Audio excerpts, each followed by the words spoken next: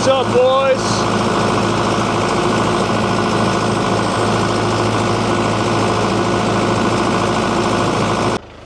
All right, boys. Let's think about this. So, first off, my name's Cooper. I'm out here in Maine, dairy farming, and doing all sorts of stuff. So, as you can see, we got some beautiful looking cows over here, a couple heifers, and a bunch of steers, and they're just eating some hay or eating some grass. And we're gonna park this trailer for them so they have some shelter. But I gotta think about this real quick about how I want to do this. All right, so what I'm gonna do is basically back this trailer up. Quiet. I'm back this trailer up right in between the Silvergate and that T-post right there. So, and then I'm gonna put it on the cribbing.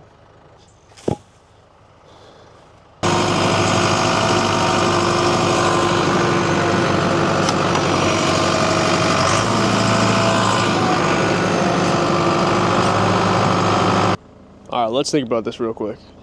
Keep having to think about stuff, but I think I'm gonna hang it on there and then,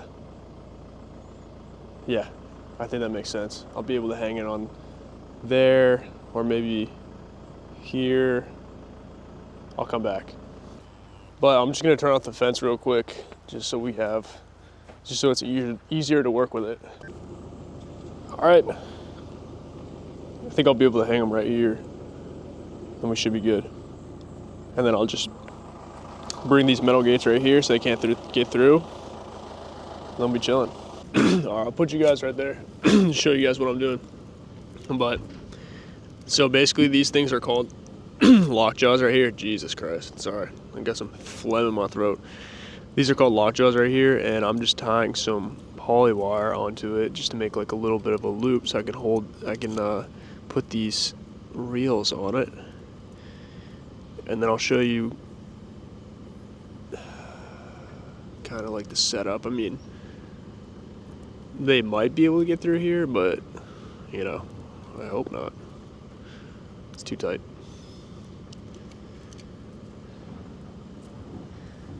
All right, maybe if I put it on the other side.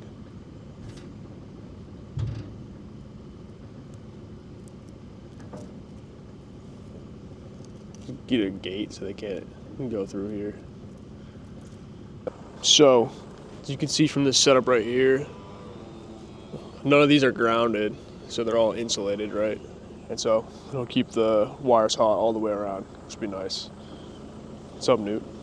I just gotta figure out, there's like a little space right here that they can definitely get through. So, just gotta figure out a way to keep them from doing that. All right, this is the solution. Oh, sorry, I just hit you in the face with this chain. All right, will this work? Probably. I mean, we'll find out.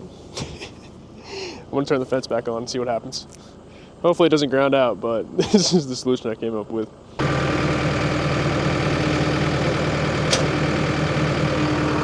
Nice, all right. Last thing to do is just turn the fence on. Then we're out of here.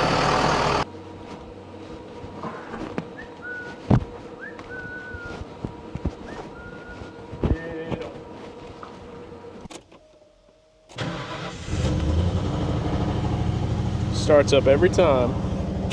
All right, boys, we are gonna go do some evening chores, and we might hop on the tractor real quick and mow a little bit, and then we're gonna feed some calves and all that fun stuff. So yeah, just taking the Ford in. I'm getting pretty sad because, you know, I'm gonna have to depart ways with this Ford, man, because we're gonna go back, we're gonna go relax at home for a little bit.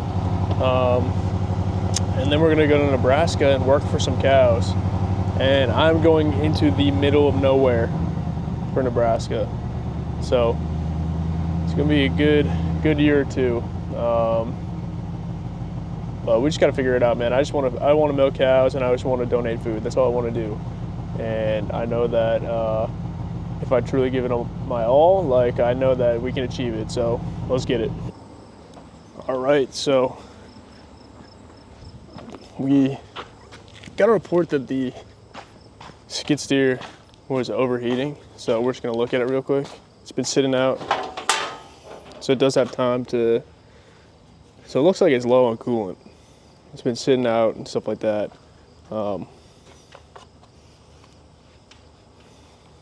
Yeah, she definitely low on coolant. She's been sitting out for a while, so that's probably why it doesn't look like she's got much. I mean, she got a little bit in there, I think. Reservoir is just a little bit cold. I don't know why it'd be leaking coolant, but I'm just gonna text the mechanic, just make sure I'm doing it right before I actually fill it. But yeah, hell yeah.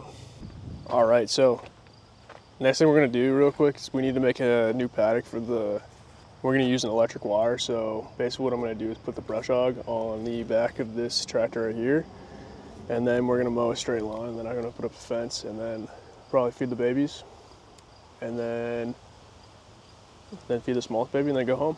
Or maybe check on the sheep, see what happens. Sorry if I'm like struggling, I got something in my eye, it's making me so mad. All right, we gotta take this off so we can put the brush hog on. Oh my God, my eye.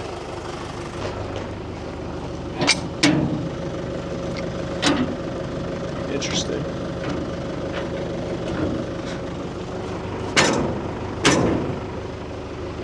I can't believe that worked. All right, let's just do a little checklist. So we got PTO shaft. This is good. That's good, that's good, that's good. Everything looks good. Let's get it.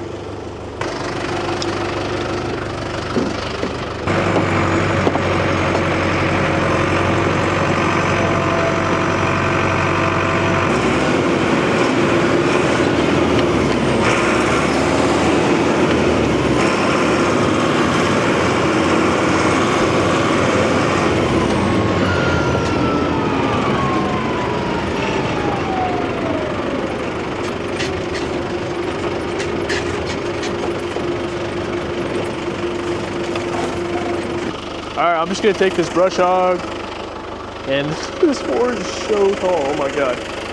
So I'm just gonna make this road a little bit bigger. Sorry, I thought I saw a person down there. I'm tripping. But yeah, I'm just gonna make this road a little bit bigger so it's a straight line, and then I'll show you guys what I'm gonna do afterwards. I'm just gonna put up a poly wire reel.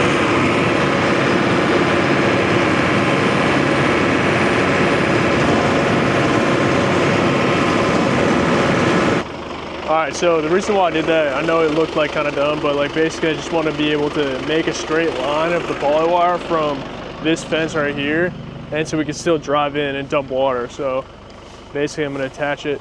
I don't know if this is hot or not. Attach it right.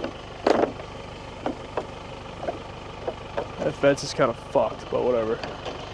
Attach it, and then I should be able to just run it all the way that way, and we should be able to still like get down there pretty easy. So it's the next thing I'm gonna do. All right, boys, so basically we're gonna take this thing and I'm gonna attach it to that. I can't decide, I think I wanna put, yeah.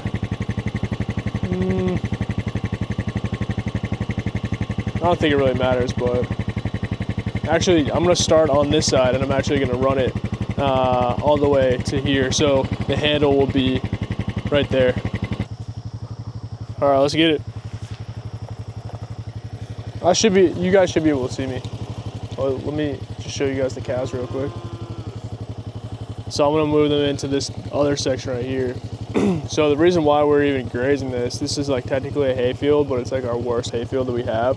It's basically because we're in a drought right now. Like we had some rain the other day and stuff like that, but not enough to actually make some significant growth. So we're just making these guys eat some stockpile forage here. They might not be very happy about it, but they're still surviving. So, but you gotta move them. You can't just like. They probably got 20 acres over there, but no, probably less than that, probably like 15 or 10 acres. And you gotta move them, you know, you can't just like set them and forget them.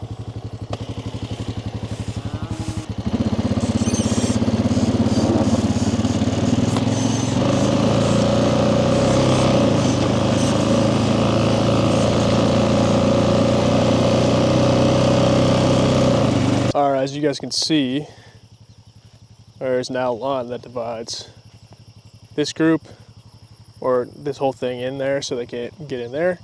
And so they'll just be grazing this section over there. But not yet. I'll probably move them tomorrow or the day after that. But besides that, let's go back. It's almost 6. Let's go back and feed the bigger group of calves that are still on milk.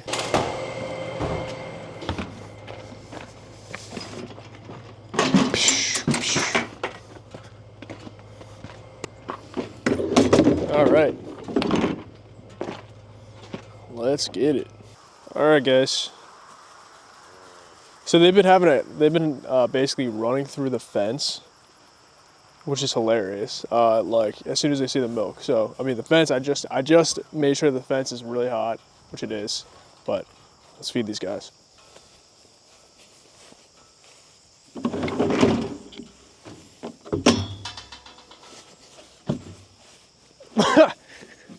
His tongue is out, bro.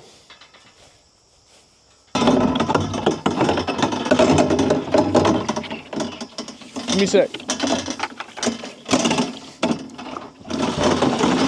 No. Y'all are crazy, bro.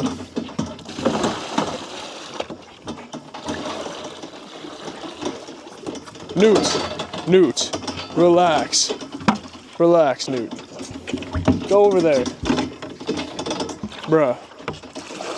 That's crazy, bro. He's like went and mocked everybody for no reason. Oh my god, they're already out.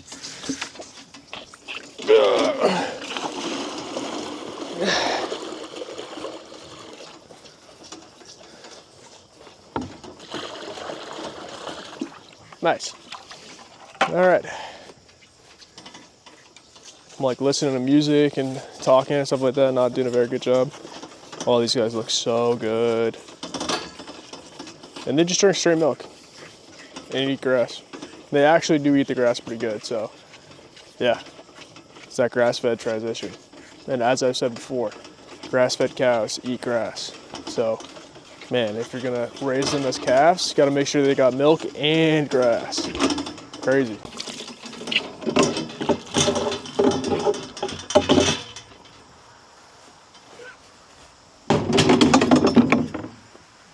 Cool. I'm just gonna check these guys' water and also their mineral. All right, so I can fill their water a little bit more, and actually will give me a good opportunity to show you guys what a quick connect coupler is like. So basically this is a quick connect right here, and then I believe this thing right here, I'm trying to do this with one hand. It's called a coupler, this thing. And this thing usually has an attachment on it, but since it's broken, I'm just gonna use it for this. If you compress it, if I can do this with one hand, maybe I can't. If you compress it down, maybe I can't do it, and the water comes out. And it's kind of nice because you can easily access the water. I don't know how else you'd like get to the water, you know, besides like a hose or something like that, like with like an actual like sprinkler. What's it called? Like the actual like hose thing, nozzle? Yeah, the nozzle on the hose. But yeah. So I'm just gonna fill this real quick. Very soothing. They'll be completely fine, but it makes your life easier if you do the annoying tasks or the slow tasks before they get to be really annoying, if you know what I mean. Just get it over with. It's like you might as well overfill the water, you know, because it's better than underfilling the water, you know.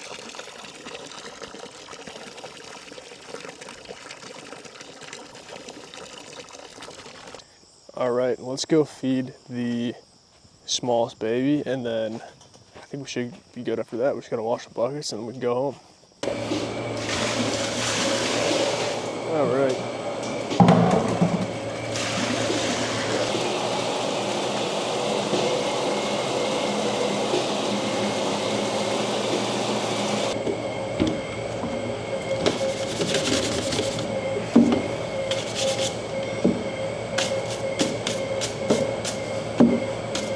Well, as you guys can see with the hood in the background, I got a little bit distracted. Basically, I rolled up here and tried to start the car again, our truck again, and then it said it was stuck in reverse. And I was like, what the fuck is going on? So first off, I asked ChatGPT, and ChatGPT told me to disconnect the battery, which is the dumbest shit ever. I just heard like a video of what actually was happening. But then I just texted my mechanic and he was like, bro, easy money, go underneath the car. And there's like a little cable that connects to the transmission. And basically that thing just fell off. And he already knew, which was sick. And then we fixed it, so she starts right up. Well, hell yeah.